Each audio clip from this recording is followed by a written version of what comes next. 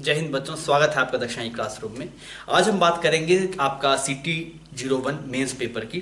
Paper का level की बात करें तो मेंस के लेवल का जैसे था वो सिंपल था, कोई दिक्कत वाली बात नहीं थी। तो आइए अपने शुरू करते हैं इसका पहला सवाल। पहले सवाल में क्या बोला गया कि दो ब्लॉक्स हैं, एक का मास कैपिटल एम है, एक का मास स्मॉल एम है, और इस पे जो फ्रिक्शन कोफिशिएंट है वो कुछ अजीब सा लिखा हुआ है, म्यू नॉट प्लस के एक्स, ऐसे करके कुछ फ्रिक्शन कोफिशिएंट लिखा हुआ है। ये एक्स इसके रिस्पेक्ट में इसका डिस्प्लेसमेंट की बात हुई है। यहाँ पे कोई फ्रिक्शन नहीं है, यहाँ पे सब स्मूथ है। ठीक है, अब आपसे बोला गया कि किस टाइम के ऊपर यहाँ पे जो फोर्स है ये फोर्स ही वेरिएबल है। क्या क्या वेरिएबल है भाई इसमें? F is equal to 88। ठीक है, इसको किसके बराबर करेंगे? दैट विल बी A10 और T के बराबर। आपको ये बोला गया कि जब इन दोनों में जो स्लिपिंग शुरू होता है उस टाइम पे वो टाइम क्या होगा। ठीक है जी। अब देखिए यार, किसी भी आप जनरल की बात कर रहे हैं तो यहाँ पे ऐसे कुछ फोर्स लग रहा है, पीछे कुछ फ्रिक्शन लग रहा होगा, ये स्मॉल एम के लिए है। और अगर आप कैपिटल एम की बात करेंगे तो ये वाली वैल्यू आपके पास में इधर फ्रिक्शन लग रहा है। तो आपके पास में आ गया F is equal to capital M में, और यहाँ पे इक्वेशन कितनी रही? F minus small m is equal to small m है। लिमिटिंग केस होगा मतलब फ्रिक्शन का पूरा दम लगा देगा। तो initial x is equal to 0 पे है तो इनिशियल फ्रिक्शन कितना बन गया आपके पास? दैट इज म्यू नॉट और mg is equal to capital M multiply A। अब यार इसका एक्सेशन कैसे निकालना है सेटअप का? तो आप ये दोनों एक साथ साथ चल रहे हैं तो इसका एक्सेशन एक साथ लिखा जा सकता है। तो एक्सेशन आ जाएगा F divide by small m plus capital M। तो आपने यहाँ पे लिखा mu naught mg is equal to F divide by, F को क्या लिख देते हैं? 80 लिख देते हैं, 80 divide by small m plus capital M multiply capital M इसकी वजह से, m की वजह से। टाइम की वैल्यू पूछ रहे हैं तो देख लेते हैं कुछ बन रहा है क्या। Mu naught mg divide by small m plus capital M multiply capital M divide by t। ये वाला टाइम मेरे साथ t नॉट आना चाहिए। इसमें कुछ वैल्यू वगैरह गिवन है तो पुट कर देता हूँ। किसी की वैल्यू है, a की वैल्यू गिवन है 10, इसको पुट कर देते हैं, ये लो 10। g की वैल्यू 10 है तो ये साफ हो जाएगा इससे। तो जो रिजल्ट आपके पास निकल के आ रहा है वो कैसा है? That is mu not small m square divide by capital M plus mu naught m। तो कौन सा ऑप्शन मैच कर जाएगा आपके पास इसमें? ऑप्शन सी मैच कर रहा है ना आपका, that is mu not small m multiply mu naught. Clear है, सिंपल सवाल। तो इसका कोई मतलब नहीं है कि एक्स ऐसे फालतू डराने के लिए दिया हुआ है। तो आपके इसके अंदर ऑप्शन थर्ड होगा, वो सही हो जाएगा। ठीक है, छाप लीजिए। पॉइंट नंबर सेकंड जो है वो इलेक्ट्रोस्टैटिक में डाइपोल का सवाल है।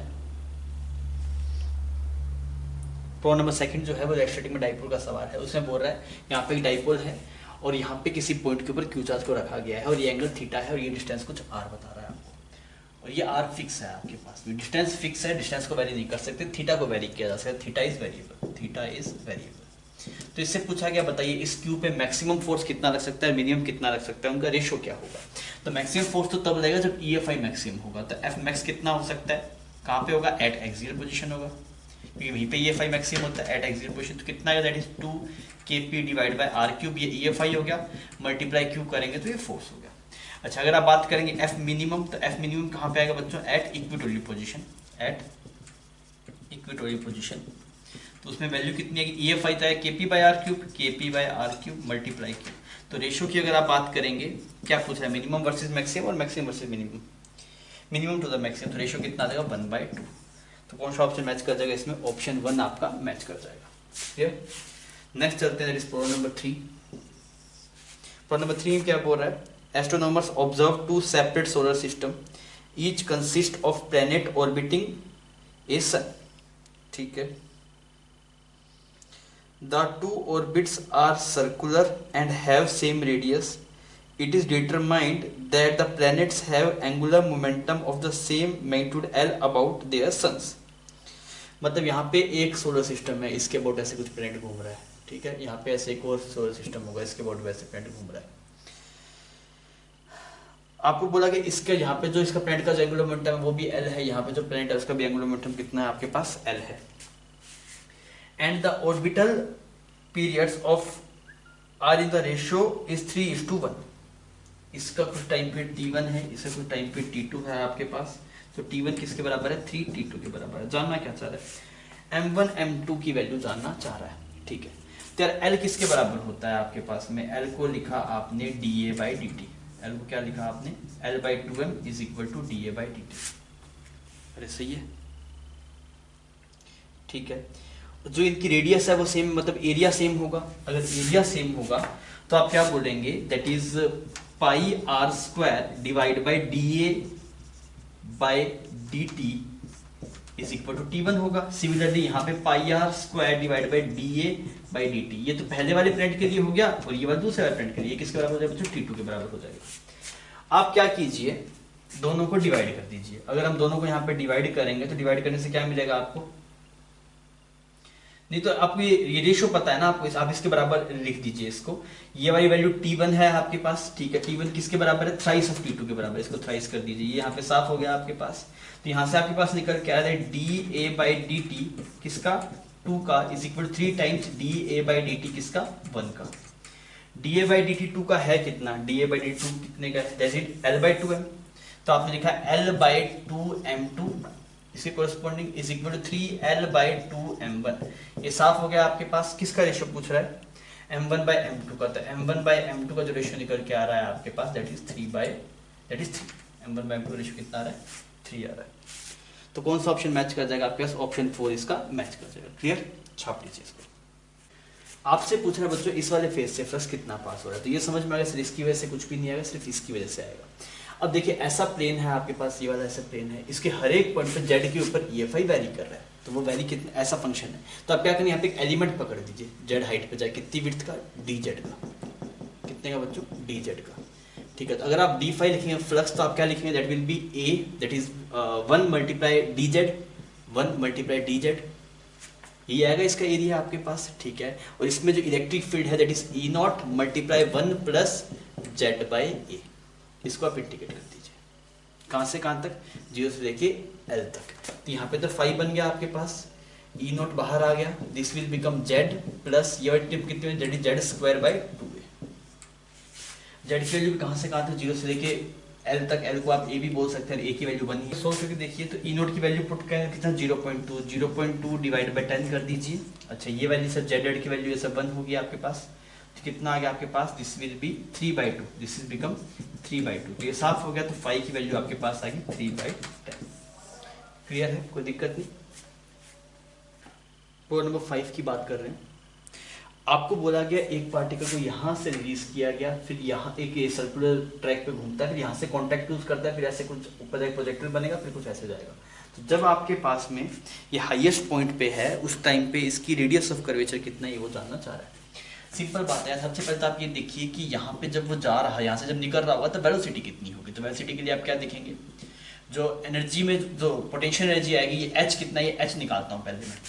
तो ये H हुआ आपके पास, this is become R cos 37, ये वाली हाइट, ये पूरी हाइट यहाँ से लेके R cos 37, ये वाला कितना हुआ माइनस R cos 53, ये आ गया आपके पास डेल्टा H, ठीक है। cos 37 की वैल्यू पुट की, cos 37 की वैल्यू दैट विल बी 4/5 और यहाँ पे वैल्यू पुट की दैट विल बी 3/5, तो ये डेल्टा H आ गया और इसकी वैल्यू आपके पास आ गई R/5। अब क्या बोलेंगे, mg R/5 is equal to half mv², सारी पोटेंशियल कैटेगरी में चलेगी। तो यहाँ से जो वेलोसिटी आपके पास निकल के आई, velocity that is √2gr divide by 5, ये वेलोसिटी आपके पास आ गई। अच्छा कितने एंगल पे है, देखिए आप इसको प्रोजेक्टर मानिए, तो कितने एंगल प्रोजेक्टर मानेंगे, देखिए ये वाला एंगल 37 था, इस पर टेंजेंट डायरेक्शन में निकलेगा, ये टेंजेंट डायरेक्शन में ही निकलेगी इसकी वेलोसिटी। ये 37 था, ये 53, ये 53, तो ये जो आप बना रहे हैं इस पे टेंजेंट वो उसके परपेंडिकुलर, ये कितना हो जाएगा 37। तो ये वाला जो पार्टिकल रिलीज होगा यहाँ से 37 डिग्री पे रिलीज होगा, ठीक है। तो इसकी जो टॉप मोस्ट पॉइंट पे जो वेलोसिटी होगी, यहाँ पे वेलोसिटी कुछ v नॉट मान लो, तो ये होगी v नॉट cos 37।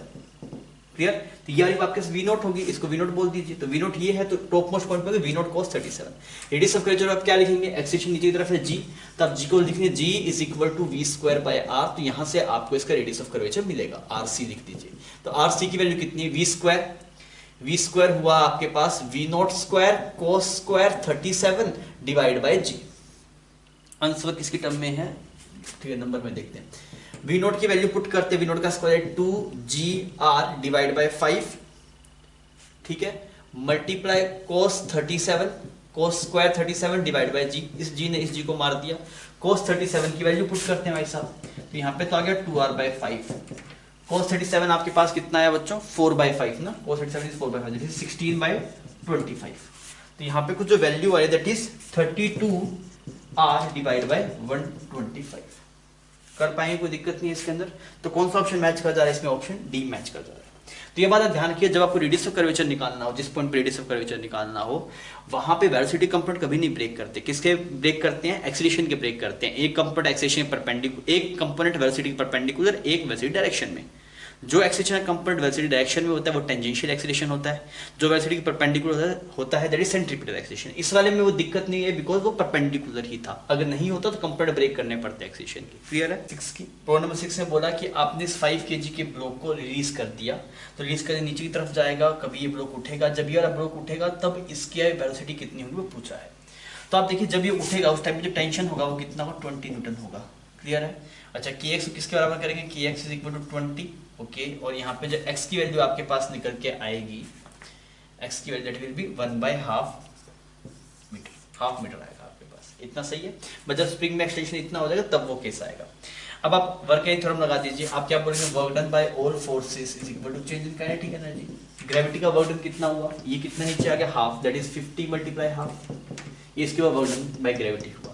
स्प्रिंग का वर्क डन कितना होगा? That is half k x initial square that is 0 minus final square, final की वैल्यू कितनी होगी? 1/4 is equal to change in kinetic energy. Final kinetic energy कितनी? Half 5 multiply v square, because ये तो just उठाई है ना, इसकी कुछ वेलोसिटी नहीं है। कौन कौन से वर्क डन लिखे? ग्रेविटी का वर्क डन लिखा है कितनी मीटर, क्योंकि स्प्रिंग में जब एक्सटेंशन हाफ होगा तो ये भी हाफ ही चला जाएगा, तो इसके ऊपर work done by gravity. Spring का वर्क डन लिखा है और चेंज इन काइनेटिक एनर्जी की, तो इसकी काइनेटिक एनर्जी दिखती है। अब आप सोल्व कर लीजिए, k की वैल्यू वगैरह सब गिवन है ना आपको, ठीक है। ये आ गया 25 प्लस k की value 20, this will become 20, this is -5 is equal to 5/2 v square. तो यहाँ पे आ गया 20 5/2 v स्क्वायर, ये 4 आ गया, तो v की वैल्यू कितने की बच्चों? √8 मीटर पर सेकेंड, √8 मीटर पर सेकेंड। इसको क्या लिख सकते हैं? v को आप लिख सकते हैं 2√2। तो कौन सा ऑप्शन मैच कर जाएगा इसमें? ऑप्शन 2 आपका मैच कर जाएगा। क्लियर है? सिंपल सवाल था, छाप लीजिए। हम करें प्रॉब्लम नंबर 7। प्रॉब्लम नंबर 7 ने बोला कि जो ब्लॉक का मास है दैट मास इज 10 kg, हमने लिख दिया 10 kg, और यहाँ पे जो फ्रिक्शन कोफिशिएंट है वो सेम है स्टैटिक और काइनेटिक दोनों का, दैट इज 3/4। आपसे क्या बोले? थीटा को वेरी किया जा रहा है। जब थीटा को 37 डिग्री था तो जो आपको नेट रिएक्शन मिला, नॉर्मल रिएक्शन, नेट रिएक्शन जो मिला था दैट इज n1। तो यह एंगल कितना? जब 37 डिग्री। देखते हैं जब 37 डिग्री होगा तब ये स्लिप होगा कि नहीं होगा। तो आप क्या बोलेंगे? कौन सा एंगल पे स्लिप होगा वो मैं देख रहा हूँ, दैट कोई लिमिटिंग एंगल कितना? That is mg sin theta is equal to mu mg cos theta. ऐसा ही होगा आपके पास। तो tan थीटा की वैल्यू कितनी आ गई आपके पास? tan theta is equal to mu, और tan थीटा की म्यू की वैल्यू कितनी है? That is 3/4। तो ये कितना आएगा आपके पास? Theta is 37 degree. अरे सही है। बस जस्ट इस वाले केस के ऊपर, जस्ट इस वाले केस के ऊपर स्लीपिंग शुरू होने वाली है, जस्ट इस वाले केस के ऊपर। तो यहाँ पे जो फोर्सेस लग रहा होगा, इधर तो लग रहा होगा mg cos थीटा, और इधर क्या लग रहा होगा आपके पास? फ्रिक्शन, और इधर क्या लग रहा होगा? mg sin theta. तो अगर आप देख रहे हैं जस्ट लिमिटिंग केस है तो फ्रिक्शन किसके बराबर होगा? mg sin थीटा के बराबर होगा। तो अगर आप यहाँ पे नेट रिएक्शन देखेंगे, नेट रिएक्शन, तो वो क्या होगा आपके पास? That is under root of normal का स्क्वायर प्लस फ्रिक्शन का स्क्वायर। इसका स्क्वायर करेंगे तो जो नेट रिएक्शन मिलेगा आपको किसके बराबर मिलेगा? mg के बराबर मिलेगा। ठीक है। सेकंड वाले केस में अब जो एंगल कर दिया 53 डिग्री कर दिया, ये वाला एंगल हमने 53 डिग्री कर दिया। अच्छा, अगर आपने इसको 53 डिग्री किया है, अब आप देखिए इस पे जो पीछे की तरफ एक फ्रिक्शन फोर्स लग रहा होगा, इधर नॉर्मल लग रहा होगा। नॉर्मल की वैल्यू कितने की? mg cos 53 degree. क्लियर? और फ्रिक्शन आप स्लिप कर रहा होगा तो फ्रिक्शन की अपनी मैक्सिमम वैल्यू है that is mg cos theta. Clear? Net reaction की बात करेंगे that is r net. Net reaction कितना आएगा? नॉर्मल का square that is m square g square cos square 53 plus इसको that is mu square m square g square cos square 53। सही है बच्चों इतनी बात? तो आपने क्या करा? mg cos 53 को बाहर निकाल दिया। यहाँ पे क्या बन गया? mg cos 53, और यहाँ पे आ गया √1 plus mu square. What is the value of mu? 3/4। तो यहाँ पे कितना बने? That will B 9/16। क्लियर? तो ये सोल्व करते हैं थोड़ा। तो ये वैल्यू कितनी आ रही है आपके पास? ये 25/16 बनेगा, that will B 5/4। Value put कर दो। cos 53 बच्चों कितना होता है? cos 53 is 3/5। यहाँ पे आ गया 5/4, ये साफ हो गया, तो ये आ गया 3/4 mg। तो पहले वाले केस में जो रिएक्शन था दैट इज mg, अभी वाले में है दैट इज 3/4 mg। ठीक है। अब आपसे पूछ क्या रहा है? दोनों की वैल्यू का डिफरेंस पूछ रहा है आपके पास। तो जो नेट आएगा जो डेल्टा आर आएगा, डिफरेंस अगर आप देखें तो कितना आएगा, that is mg/4। mg/4 m की वैल्यू कितनी है, m की वैल्यू आपके पास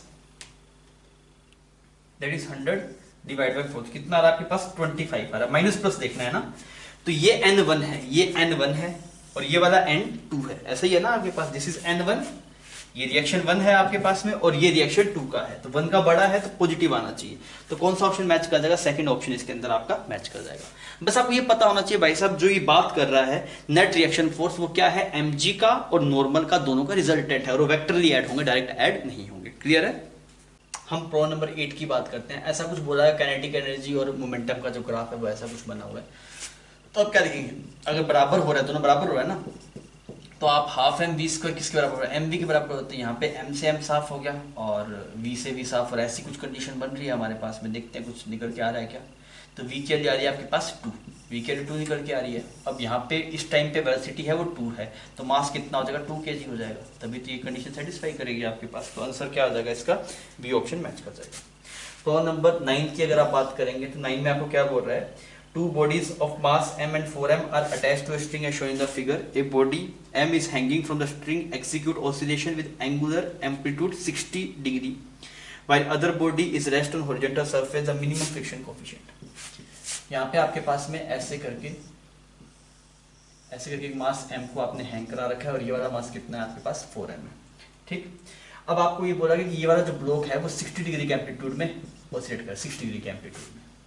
अच्छा, अगर 60 डिग्री एम्पलीट्यूड में ऑसिलेट कर रहा है तो इसको मेंटेन रखना है, ये चलना नहीं चाहिए। तो यहाँ पे क्या होगा, जैसे जैसे इधर से इधर जा रहा है टेंशन की वैल्यू चेंज हो रही है, बिकॉज यहाँ पे टेंशन अलग होगा, यहाँ पे टेंशन अलग होगा। मैक्सिमम टेंशन कहाँ पे आएगा, सेंटर वाले पॉइंट पे आएगा। अगर यहाँ पे टेंशन की वजह से ये ब्लॉक नहीं चला तो कभी नहीं चलेगा। तो मैक्सिमम टेंशन बच्चों आएगा इस वाली पोजिशन पे। इतनी बात समझ में आती है। आप याद कीजिए, जब वर्टिकल सर्कुलर मोशन होता है, अगर आप इसको ऐसे ऑसिलेट करवाएंगे तो टेंशन सबसे ज्यादा यहीं पे आती है, बिकॉज जो टेंशन की जो इक्वेशन बनेगी वहाँ पे क्या बनेगी, यहाँ पे टेंशन बने T minus m g is equal to m v square by r. तो T कितना हो गया, m g plus m v square by r. आप कोई और पोजीशन पे होंगे तो V की वैल्यू भी कम होगी, एम जी की बजाय कोई और फोर्स होगा, एम जी का कोई कंपोनेंट होगा, तो इस वाले पॉइंट पे जो टेंशन होगी वो मैक्सिमम होगी। अब आप ये देखिए, अगर ये 60 डिग्री है तो यहाँ पे वेलोसिटी कितनी होगी, तो आप क्या लिखेंगे, change in potential that is M G, कितनी डिस्टेंस नीचे आया, that is R minus R cos 60, R minus R cos 60। तो कितना बन गया बच्चों, एम जी आर बाई 2। ये चेंज इन पोटेंशियल एनर्जी है आपके पास इस वाले मास की, जब मैक्सिमम एम्पलीट्यूड से यहाँ पे आ रहा है। आप क्या चेक करना चाह रहे हैं, यहाँ पे वेलोसिटी चेक करना चाह रहे हैं। इसको किसके बराबर कर देंगे, हाफ एम वी स्क्वायर, ये साफ हो गया आपके पास, ये साफ हो गया, तो वी की वैल्यू कितनी की रूट जी आर आ गई। आप इसको यहाँ पुट कर दीजिए, तो यहाँ पे जो एक्सप्रेशन निकल के आएगा आपके पास दैट विल बी 2 mg, सही है, 2 mg, मतलब मैक्सिमम टेंशन 2 mg हो सकता है। अच्छा, मैक्सिमम टेंशन 2 mg हो सकता है, मतलब यहाँ पे 2 mg फोर्स से खींचेगा उस टाइम पे, और ये चलना नहीं चाहिए। तो आप क्या करें, फ्रिक्शन किसके बराबर होना चाहिए, 2 mg, और ये होता किसके बराबर है, म्यू mg, मिनिमम म्यू पूछा है ना, म्यू मिनिमम चाहिए, तो ये पूरा दम लगा दे भाई साहब, फ्रिक्शन में पूरा दम लगा दे, ये आ जाए 2 mg के बराबर। यहाँ पे g से g साफ हो गया, तो म्यू मिनिमम की जो वैल्यू आपके पास आएगी that will B 1/2, that will B 1/2। तो कौन सा ऑप्शन मैच कर जाएगा आपका, ऑप्शन सी इसका मैच कर जाएगा। क्लियर है। प्रॉब्लम नंबर 10 की बात हो रही है, ये वेलोसिटी गिवन है, ये वेलोसिटी निकालनी है। तो आप कैसे करेंगे, आप बोलेंगे नेट पावर डिलीवर्ड इज 0। याद है आपको, यहाँ पे टेंशन लगाते हैं, यहाँ पे ऐसे टेंशन फोर्स लगा दिया, ठीक है। अच्छा, यहाँ पे पावर डिलीवर कितना कर रहा है, टी cos 37 मल्टीप्लाई 10, यहाँ पे ये पावर डिलीवर कर रहा है, यहाँ पे कितना कर रहा है, यार एंगल 60 डिग्री हो, दैट इज माइनस, क्योंकि फोर्स इस तरफ है वेलोसिटी इस तरफ, minus T cos 60 multiply v, that should be 0। T साफ हो गया। cos 37 की वैल्यू बच्चों अगर आप चेक करेंगे that will B, cos 37 will be 4/5। अच्छा, और यहाँ पे कितना आपके पास 10 इज इक्वल टू cos 60 की वैल्यू कितनी आ जाएगी आपके पास, हाफ आ जाएगी, और यहाँ पे आ गया v, तो this will value become 16 metre पर सेकंड। ऐसा कुछ ऑप्शन है क्या आपके पास, हाँ, डी ऑप्शन मैच कर जाएगा। अब हम बात करते हैं प्रॉब्लम नंबर 159 की, सॉरी प्रॉब्लम नंबर 11 की। प्रॉब्लम नंबर 11 की अगर आप बात करेंगे तो उसमें बोल रहा है आपको कि यहाँ पे पार्टिकल है, एक को इधर फेंका किस स्पीड से, u√3 से, कितने डिग्री पे, 30 डिग्री पे। एक पार्टिकल को यहाँ पे फेंका u से, कितने से, 60 डिग्री से। तो आपसे बोला गया the time after which the horizontal distance between them become 0, time after which when the horizontal distance between them become 0, मतलब दोनों का जो हॉरिजॉन्टल डिस्टेंस है वो कितना हो जाना चाहिए आपके पास, 0 हो जाना चाहिए। इस चीज की बात उसमें हुई है। तो मैंने बोला वेलोसिटी कंफर्ट ब्रेक करता हूँ, यहाँ पे कितना बनेगा u√3 cos 30, cos 30 कितना है √3/2, यहाँ पे sin 30 that is u√3/2। Similarly यहाँ पे देखेंगे दिस विल बी u/2 और यहाँ पे कितना का u√3/2। सही है, दोनों टाइम ऑफ फ्लाइट तो आपके पास में सेम है। तो यार यहाँ पे अगर मैं ये चेक करूँ कि कितना टाइम लगेगा तो कितनी डिस्टेंस कितनी है x, रिलेटिव डिस्टेंस देख लेता हूँ भाई, डिस्टेंस x है और रिलेटिव स्पीड कितनी है आपके पास, this is 3u/2, this is u/2, this is 2u, तो कितना आंसर आ जाएगा आपके पास में x/2u आंसर आ जाएगा। क्लियर, सिंपल सी बात थी, रिलेटिव मोशन से आप इसको फटाफट कर सकते थे। क्लियर है बच्चों, छाप लीजिए। हम 12th प्रॉब्लम की बात कर रहे हैं, ये भी आपके कैपिटल सेकंड रो से ही होगा सवाल। इसमें क्या बोला गया, इस जो ट्रायंगल का एरिया है वो इलिप्स के एरिया का 1/4 है। बहुत बढ़िया, तो मान लेते हैं कि इस पूरे इलिप्स का एरिया a है, तो हाफ पार्ट है कितना होगा a/2, इसका भी कितना होगा a/2 और इसका कितना है बच्चों, इसका है a/4। आपसे बोला गया कि ABC जाने में t1 टाइम लगता है, ABC जाने में t टाइम लगता है, t1 टाइम लगता है, और CDA जाने में t2 टाइम लगता है। किसमें जहाँ टाइम लगेगा, इसमें जहाँ टाइम लगेगा, इधर वाले में ABC में जाने में, क्योंकि यहाँ पे ज्यादा एरिया स्वैप्ट करना पड़ रहा है। CDA में जाने में टाइम क्या लगेगा आपको, कम लगेगा। तो आप क्या बोलेंगे, इतनी बात समझ में आ गई। तो एरियल स्पीड तो आपके पास सेम ही होगी, एरियल स्पीड में तो कोई दिक्कत नहीं है। तो एरियल स्पीड तो da/dt है, दैट इज कांस्टेंट है, वो क्या है मतलब पर सेकंड कितना एरिया वो कवर कर रहा है। तो अगर उसको ABC में जाना है, जो एरिया कवर करना है that is a/2 + a/4 divide by da/dt। ये टाइम कितना हो गया आपके पास, t1 हो गया। क्लियर, यहाँ से इसको अगर आपको जानना होगा ABC में, तो टोटल एरिया कितना स्वैप करना पड़ेगा, ये a/4 और ये a/2, टोटल कितना होगा 3a/4। डन, ये वाली वैल्यू आ गई। और अगर इसे जानना होगा CDA में, तो कितना एरिया कवर करना पड़ेगा इसे, that is a/4 divide by da/dt। इसको नाम क्या दे दिया बच्चों आपने, t2। आपसे t1 t2 का रेशियो पूछा गया, तो दोनों को डिवाइड मार दीजिए, दोनों को डिवाइड मारेंगे अगर आप, तो ये साफ हो जाएगा। तो ऊपर बनेगा 3a/4, नीचे बनेगा आपके पास में a/4 = t1/t2। ये साफ हो गया, साफ हो गया। तो t1 की वैल्यू किसके बराबर आ जाएगी, 3t2 के बराबर आ जाएगी। t1 = 3t2। तो कौन सा ऑप्शन मैच कर जाएगा, ऑप्शन सी इसमें मैच कर जाएगा। तो कैपिटल का सेकंड तो इंपॉर्टेंट है, इसमें आपको एक चीज पता होनी चाहिए, वैसे da/dt कांस्टेंट होता है, किसके बराबर आता है, दैट इज L/2m। छाप लीजिए। प्रॉब्लम नंबर 13 की बात करते हैं। इसमें बोल रहा है satellite can be in geostationary orbit around the earth of radius of earth at distance r to the centre. यहाँ पे ऐसे इस सेंटर से r दूरी के ऊपर सैटेलाइट रिवॉल्व कर रहा है, ये जियोस्टेशनरी सैटेलाइट है। अब आपने बोला था if angular speed of the earth axis double, मतलब अर्थ की जो एक्सिस के अबाउट घूमने की जो स्पीड है, if angular velocity of earth about its axis doubles, आपने इसको डबल कर दिया, ठीक है। तो satellite can now be geostationary around earth if distance from the centre कितना होगा। मतलब देखिए पहले आपको समझ में आएगा t² जो होता है time period satellite that is proportional to r³। तो पहले टाइम पीरियड ऐसा था, तो आपके पास में ये सेटअप बन रहा था। अब देखिए टाइम को आपको क्या कर देना है, जस्ट हाफ कर देना है, t' के लिए क्या कर देना है, t/2 कर देना है। और समझ में आ रहा है। अब ये क्या होगा, कोई नई रेडियस के प्रोपोर्शनल होगा। अब आपको ये r' की वैल्यू निकालना है। मेरी बात समझ में आ गई। अब आप क्या करेंगे, दोनों को डिवाइड कर दीजिए, डिवाइड करेंगे तो ये बनेगा, ऊपर तो बन जाएगा 8, समझ में आ रही है बात। यहाँ पे क्या बन जाएगा r³ और यहाँ पे बन जाएगा r' का क्यूब। तो यहाँ देखेंगे r' का cube is equal to r³/8, तो r' की वैल्यू कितनी होनी चाहिए, r/2। क्लियर,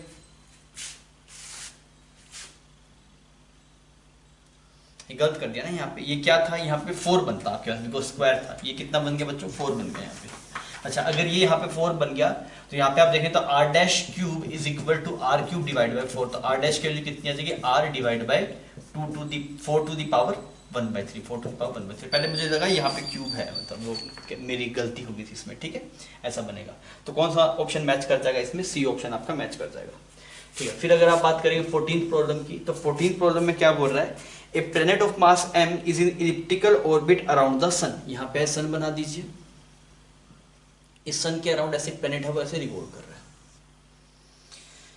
और इसका जो मास है वो कुछ स्मॉल m है, और इसका जो मास है that is mass of sun. आपको क्या बोला गया, mass of sun is very very large as compare to small mass, ठीक है।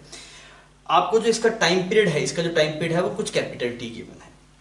आपको इसका एरिया है, वो एरिया ऑफ ऑर्बिट भी गिवन है, वो कितना है, a। अब आपसे क्या पूछा, एंगुलर मोमेंटम पूछा। अब आपको यहाँ पे कैपलर्स का सेकंड लॉ आपको यूज करना पड़ेगा। थर्ड लो, हाँ इसका सेकंड लो यूज करना पड़ेगा। वो क्या बोलता था आपका, D A by D T that is area speed is constant, और किसके बराबर आया था बच्चों, एल बाई टू एम। तो एरिया कितना है ए, कितने टाइम में चला, टी में, तो ए बाई टी को आप क्या लिख देंगे, एल बाई टू एम।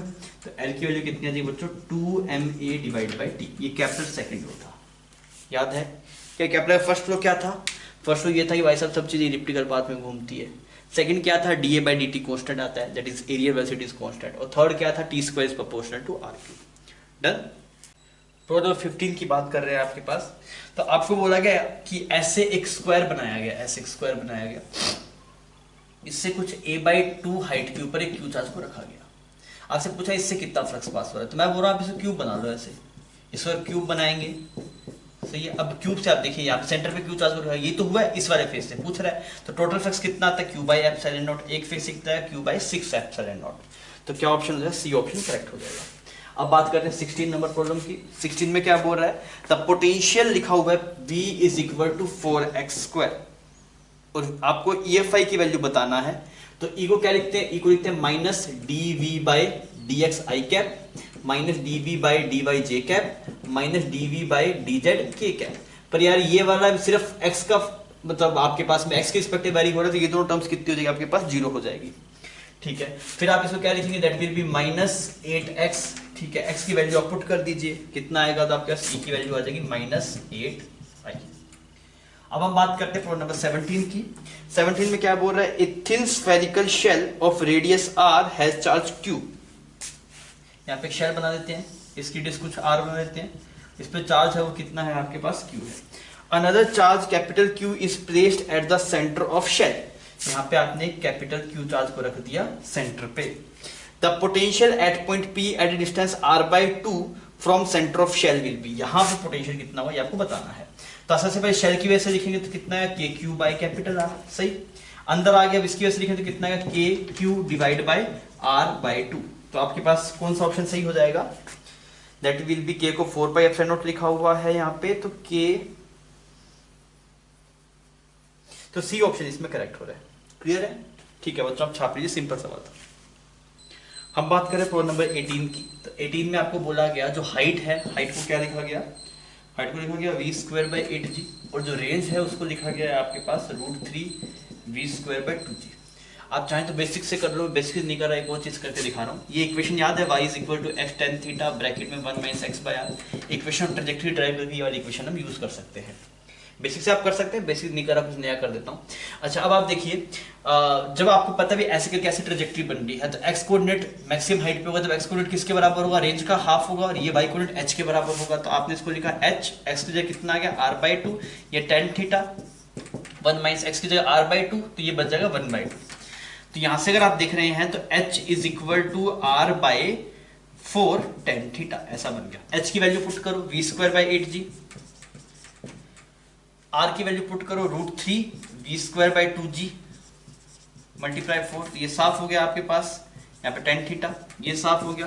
तो tan थीटा आ रहा है, वो आ रहा है 1/√3, tan थीटा 1/√3 आ रहा है, थीटा कितना आएगा आपके पास, 30 डिग्री। तो कौन सा ऑप्शन करेक्ट हो जाएगा, ऑप्शन बी आपके पास करेक्ट हो जाएगा। क्लियर। फिर हम बात करते हैं प्रॉब्लम नंबर 19 की। प्रॉब्लम नंबर 19 में क्या बोला गया, A body of mass 5 kg is suspended by a spring balance on a smooth inclined plane. The spring balance measure, कितना मेजर करेगा, स्प्रिंग बैलेंस की रीडिंग कितनी आएगी वो हमें देखना है। तो स्प्रिंग बैलेंस की रीडिंग होती है वो टेंशन के बराबर होती है। किसके बराबर होती है बच्चों, टेंशन। जो रीडिंग होगी that is equal to tension. अच्छा, मास कितना इसका 5 kg है, और ये वाला एंगल कितना है 30 डिग्री। तो यहाँ पे कितना लग रहा होगा, that is tension will be mg sin theta. ठीक है, साइन इसके 30 पुट कर देंगे, टी की वैल्यू कितनी, 25 न्यूटन। तो कौन सा ऑप्शन सही हो जाएगा इसका, ऑप्शन बी करेक्ट हो जाएगा। सिंपल सवाल था। हम बात करें प्रॉब्लम नंबर 20 की। आपको बोला गया कि पार्टिकल को प्रोजेक्ट किया गया कहीं से, और आपको इसी काइनेटिक एनर्जी पोटेंशियल कर्व बना के दिखाना है। तो आपने यहाँ पे ऐसे मान लीजिए आप कर्व बना रहे हैं, तो आप देखिए काइनेटिक एनर्जी क्या होगी, काइनेटिक एनर्जी बढ़ेगी और पोटेंशियल एनर्जी क्या होगी, घटेगी। पहली बात तो ये है, इससे आप ऑप्शन रिपीट कर सकते हैं, कुछ पोटेंशियल एनर्जी घटेगी, काइनेटिक एनर्जी बढ़ेगी। तो इसमें से इससे तो कुछ हेल्पमेट नहीं हो रहा है। ठीक है, अगर आप बात करेंगे या t इज इक्वल टू 0 पे कैटेगरी 0, ठीक है, सारी चीजें सही है। अब आइए इसको थोड़ा करके देखते हैं। काइनेटिक एनर्जी फॉर्म होता है हाफ एम वी स्क्वायर, ये काइनेटिक एनर्जी। इसको लिखना है वेलोसिटी को टाइम का फंक्शन, तो काइनेटिक एनर्जी क्या लिखेंगे आप, हाफ एम, वेलोसिटी क्या होगा जी टी का स्क्वायर, तो जो के ई है वैसा फंक्शन है half m g t square, तो ये यहाँ पे वाई लिखा हुआ है और ये क्या आपके पास एक्स स्क्वायर, समझ में आ रहा है। तो y is equal to x square का कर्व आपको बनाना है, y is equal to x square का कर्व बनाना, तो मुंह किस तरफ खुलेगा, y की तरफ खुलेगा, कुछ ऐसा कर्व बनेगा, ऐसे कर्व बनेगा काइनेटिक एनर्जी का, तो ये तो काइनेटिक एनर्जी कर्व हो गया, क्लियर। अगर आप बात करें पोटेंशियल एनर्जी के लिए, तो पोटेंशियल एनर्जी को क्या लिखा जाएगा, दैट विल बी mgh, ऐसे लिखा जाएगा पोटेंशियल एनर्जी को, दैट विल बी mgh, ठीक है। अब h की वैल्यू जो इनिशियली थी वो आपके ऐसे मैक्सिमम थी और धीरे धीरे घटेगी h की वैल्यू, तो अगर आप h लिखेंगे तो h को लिखा जा सकता है ut plus half at square, मतलब आप किसी भी कितना डिस्प्लेसमेंट होगा इसको अगर आप x मान लें डिस्प्लेसमेंट को, तो इसके लिए क्या लिखेंगे आप हाफ जी टी स्क्वायर। तो अगर आप इसकी वैल्यू निकालेंगे इस वाले पोटेंशियल एनर्जी की, तो कितना mgh, तो h की वैल्यू कितनी है, दिस इज h, और ये कितना है आपके पास, इनिशियली हाइट कुछ मान लीजिए आप h नॉट, तो h नॉट माइनस x है आपके पास, अरे सही है। तो आप पोटेंशियल लिखेंगे that will B m g h not minus x, x की वैल्यू कितनी है हाफ g t स्क्वायर, तो इसका पोटेंशियल का लिखिए क्या फंक्शन बन रहा है, m g h not minus m g h sorry m g square divide by 2 t square, ऐसा फंक्शन बन रहा है। तो यार ये आपके पास में ये y है और ये माइनस का है, तो अब की बात जो फिर आपके पास में कैसा बनेगा इसका कर्व, अगर ये आपके पास दिखाई दे तो y इज इक्वल टू कुछ कांस्टेंट है आपके पास में समथिंग, कुछ मान लीजिए p मान लीजिए कुछ कांस्टेंट, इसमें कुछ c मान लीजिए और यहाँ पे कुछ x स्क्वायर, इसका कर्व आपको बनाना है। इसका कर्व बनाना आता है आपको, कैसे बनाएंगे, x इज इक्वल टू 0 पे इसकी वैल्यू कुछ यहाँ पे है और अब की बार जो कर्व बनेगा वो कुछ ऐसा बनेगा आपके पास। तो आपके पास में कौन सा ऑप्शन करेक्ट हो जाएगा इसके हिसाब से, that will be option B आपके पास इसका करेक्ट हो जाएगा, क्लियर। न्यूमेरिकल टाइप में है, उसमें क्या बोला गया, आपको दो बॉल्स दिखाई गई, ball A and ball B. Ball A को ऊपर प्रोजेक्ट किया गया किस स्पीड से, 20 मीटर पर सेकंड से, और उसी टाइम पे बॉल बी को 80 मीटर से ड्रॉप किया गया, ठीक है। आपसे बोला गया कि ये दोनों बॉल्स आपके पास में कोलाइड करती है और स्टिक हो जाती है, तो टाइम बताना जिसके बाद में combined mass will fall on the ground. सबसे पहले हम ये देख रहे हैं ये दोनों आपस में टकराएंगे कब, पहले ये चेक करते हैं, तो उसके लिए वो कैसे चेक करें, रिलेटिव मोशन से चेक कर लेते हैं हम। तो अगर मैं बोलूं वी रिलेटिव कितना है आपके पास, इसके रिस्पेक्ट में ऑब्जर्व करते हैं, तो वी रिलेटिव कितना आएगा, इसके ऊपर बैठे हैं तो इसके एसिड उल्टा करके इसमें जोड़ देंगे, दैट विल बी 20 मीटर पर सेकंड, किस तरफ, नीचे की तरफ।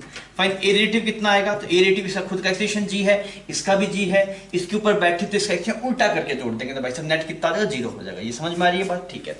अब मतलब इसको ये वाली बॉल 20 मीटर पर सेकंड नीचे आती हुई दिखाई दे रही है और एक्सेलेरेशन कुछ भी नहीं है, तो टाइम कितना लगेगा बच्चों, टाइम लगेगा 4 सेकंड, टाइम कितना लगेगा 4 सेकंड, तो 4 सेकंड में ये दोनों कोलाइड करेंगे, ठीक है। अब ये 4 सेकंड में पार्टिकल होंगे कहां पे, और इसको देखेंगे 4 सेकंड में तो कहां पे होगा बच्चों, 4 सेकंड की अगर आप बात करेंगे तो 4 सेकंड पहले नहीं टकराएगा, तो 2 सेकंड ऊपर जाने में, 2 सेकंड नीचे आने में, मतलब जब आप 4 सेकंड की बात करें तब तो ग्राउंड पे आप पहुंच गया।